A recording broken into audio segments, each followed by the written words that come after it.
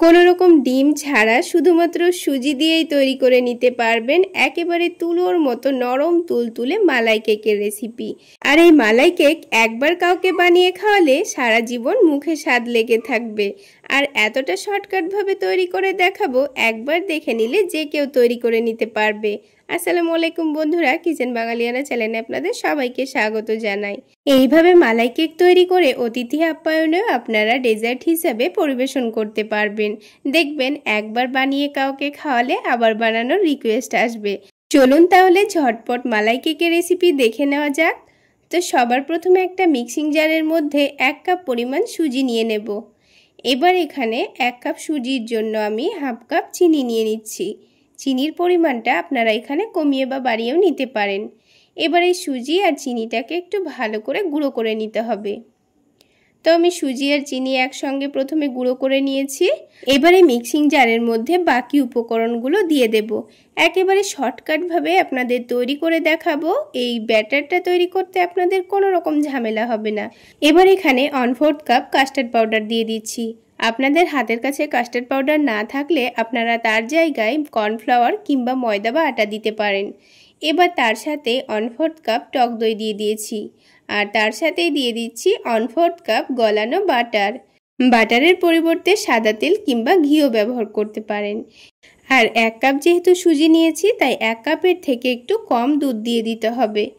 তারপর সবশেষে অল্প করে একটু ভ্যানিলা এসেন্স দিয়ে দেব। তবে আপনাদের হাতের কাছে না থাকলে না দিলেও চলবে, যেহেতু সম্পূর্ণ ডিম ছাড়া কেকটি তৈরি হচ্ছে। তো এবার সব কিছু একসঙ্গে ভালোভাবে ব্লেন্ড করে নিয়েছি। এবার এই মিশ্রণটাকে একটা মিক্সিং বোলের মধ্যে ঢেলে নেব। তো দেখুন ব্যাটারের কনসিস্টেন্সিটা ঠিক এই রকমই হয়েছে।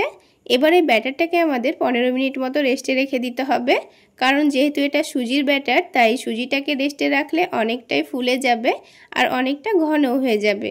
ব্যাটারটাকে রেস্টে রেখে দিয়ে এদিকে মালাইটা তৈরি করে নেব। তো তার জন্য হাফ লিটার মতো দুধ নিয়ে নিচ্ছি। আর দুধটা আগে থেকে ভালোভাবে জাল করে ঘন করে নিয়েছি। এবার দুধটা দেওয়ার সাথে সাথে এখানে 2 টেবিল চামচ পরিমাণ কাস্টার্ড পাউডার দিয়ে দেব। আপনারা এখানে কাস্টার্ড পাউডারের পরিবর্তে কর্নফ্লাওয়ারও দিতে পারেন। তো এখানে গরম থাকা অবস্থায় কিন্তু কাস্টার্ড পাউডার দেওয়া যাবে না, তা না হলে কিন্তু দলা পেকে যেতে পারে। এবার তার সাথেই স্বাদ মতো চিনি দিয়ে দিয়েছি। চিনির পরিমাণটা আপনারা এখানে আপনাদের পছন্দ মতো দিয়ে দেবেন। এবার সব কিছুকে একসঙ্গে ভালোভাবে মিশিয়ে নিচ্ছি। তো ভালোভাবে মিশিয়ে নেওয়া হয়ে গেলে ফ্লেভারের জন্য 2টো এলাচের মুখটা ফাটিয়ে দিয়ে দিচ্ছি। এতে করে মালাইটা খেতে দারুণ লাগবে। এবার এখানে আমার পছন্দ মতো কিছু ড্রাই ফ্রুটস কুচি করে দিয়ে দিচ্ছি। তো আমি শুধু এখানে অল্প করে একটু কাজু বাদাম কুচি করে দিয়ে দিয়েছি আর অল্প করে একটু পেস্তা বাদাম কুচি করে দিয়ে দিয়েছি। এবার সব কিছুকে একসঙ্গে ভালোভাবে মিশিয়ে নিচ্ছি। এবারে দুধটাকে অনেকক্ষণ জাল করে ঘন করার কোনো দরকার নেই, যেহেতু আমি এখানে কাস্টার্ড পাউডার ব্যবহার করেছি, তাই খুব অল্প সময়ের মধ্যে দুধটা অনেকটাই ঘন হয়ে যাবে। তো হালকা একটু ঘন হয়ে গেলে এই দুধটাকে আমি নামিয়ে নেব। 3 থেকে 4 মিনিট মতো সময় লাগবে। তো দেখুন দুধের ঘনত্ব এখন ঠিকই আছে। এটা কিন্তু ঠান্ডা হয়ে যাওয়ার পর আরও অনেকটাই ঘন হয়ে যাবে। এবার এটাকে নামিয়ে এখন এক সাইডে রেখে দেব। আর কেকটা যে পাত্রে তৈরি করে নেব তার মধ্যে এখন অল্প করে একটু তেল মাখিয়ে নেব। এইভাবে ভালো করে একটু তেল মাখিয়ে নিলে কিন্তু কেকটা খুব সহজেই তুলে নেওয়া যাবে। তো এই মোল্ডের মধ্যে পুরো ভালো করে তেল মাখিয়ে নিয়েছি। এবার এখানে একটা লেখালেখি করার কাগজ দিয়ে দিচ্ছি। তবে আপনাদের হাতের কাছে বাটার পেপার থাকলে বাটার পেপারও দিয়ে দিতে পারেন। এবার অল্প করে আবারও তেল দিয়ে দিচ্ছি, দিয়ে চারিদিকে খুব ভালো করে তেলটা মাখিয়ে নিচ্ছি। এবার 15 মিনিট পর এই ব্যাটারের মধ্যে আমাদের দিয়ে দিতে হবে হাফ টেবিল চামচ পরিমাণ বেকিং পাউডার।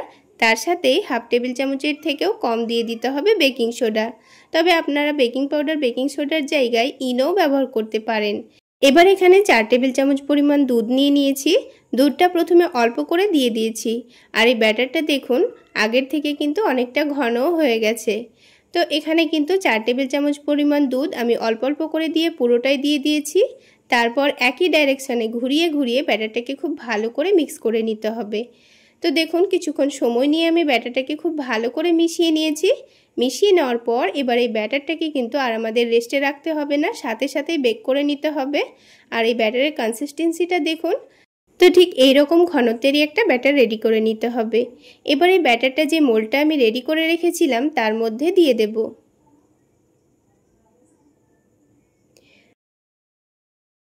ব্যাটারটা পুরোটা ঢেলে নেওয়ার পর এবারে বাটিটাকে একটু ধরে ঠোকা দিয়ে দিতে হবে। তো আলতো হাতে ব্যাটারটাকে একটু ভালোভাবে ঠুকে দিয়ে ব্যাটারটাকে এবার আমাদের বেক করে নিতে হবে। তো এদিকে আমি একটা কড়াইয়ের মধ্যে একটা স্ট্যান্ড দিয়ে কড়াইটাকে আগে থেকে ভালোভাবে গরম করে নিয়েছি। তারপর কেকের বাটিটা রেখে দিয়ে ভালোভাবে ঢাকনা দিয়ে ঢেকে দিতে হবে। তারপর প্রথমে 5 মিনিট মতো গ্যাসের ফ্লেমটা বাড়িয়ে রেখে বেক করে নিতে হবে। তারপর 5 মিনিট মতো হয়ে গেলে গ্যাসের ফ্লেমটা একেবারে লোতে করে দিয়ে 35 মিনিট মতো বেক করে নিতে হবে। তো এবার টোটাল 40 মিনিট মতো বেক করে নেওয়ার পর আমি কেকটা আপনাদের দেখিয়ে দিচ্ছি। দেখুন কত সুন্দর ফুলে উঠেছে।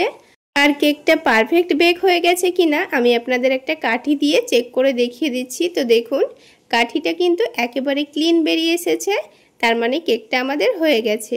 এবার কেকটা নামিয়ে রাখার পর যখন হালকা ঠান্ডা হয়ে গেছে তখন এটাকে আমি বার করে নেব। তো দেখুন খুব সহজেই কিন্তু কেকটা বার করে নেওয়া হয়ে গেছে। আর কেকটা দেখুন পারফেক্ট বেক করে নেওয়া হয়ে গেছে, একটুও পুড়েও যায়নি কিংবা কাঁচাও নেই। এবার এই কাগজটাকে তুলে নিয়েছি। এবার দেখুন কেকটা কতটা নরম তুলতুলে আর স্পঞ্জি তৈরি হয়েছে আর দেখতে কতটা লোভনীয় হয়েছে। এবার প্রথমে কেকের ভেতরটা একটু আপনাদের কেটে দেখিয়ে দিচ্ছি। আপনারা দেখলে নিশ্চয়ই বুঝতে পারবেন কেকটা কতটা পারফেক্টভাবে বেক হয়ে গেছে আর ভেতরে একটুও কাঁচা ভাব নেই, পারফেক্ট স্পঞ্জি জালিদার কেক তৈরি হয়েছে। এবার আমি যে মালাইটা তৈরি করে রেখেছিলাম সেটাই কেকের ওপর এখন দিয়ে দেব। আপনারা চাইলে কেকটা এখন এইভাবেও খেতে পারেন। তো আমি যেহেতু মালাই কেক তৈরি করে নিচ্ছি তাই এর উপরে এখন মালাই দিয়ে দেব।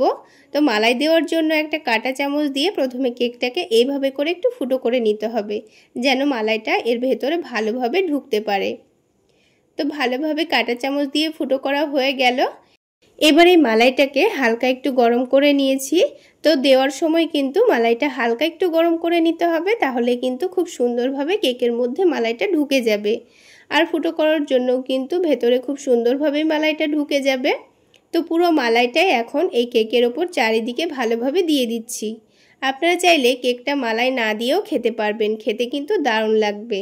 আর এইভাবে মালাই দিয়ে খেলে তো দারুণ লাগবে। তো পুরো মালাই দেওয়ার পর দেখুন বন্ধুরা কেকটা দেখতে কতটা লোভনীয় হয়েছে। তাহলে বন্ধুরা আজকের এই মালাই কেক রেসিপি আপনাদের কেমন লাগলো অবশ্যই কমেন্ট সেকশানে জানাবেন।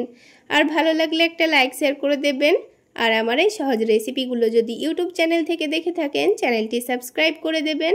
আর ফেসবুক পেজ থেকে দেখে থাকলে পেজটি ফলো করে দেবেন। এবারে কেকটাকে আমি খাওয়ার সুবিধার জন্য পিস পিস করে কেটে নিচ্ছি। তাহলে বন্ধুরা আজকে এই পর্যন্তই। সকলে অনেক বেশি ভালো থাকবেন, সুস্থ থাকবেন। দেখা হচ্ছে আরও একটি নতুন রেসিপি নিয়ে নেক্সট এপিসোডে।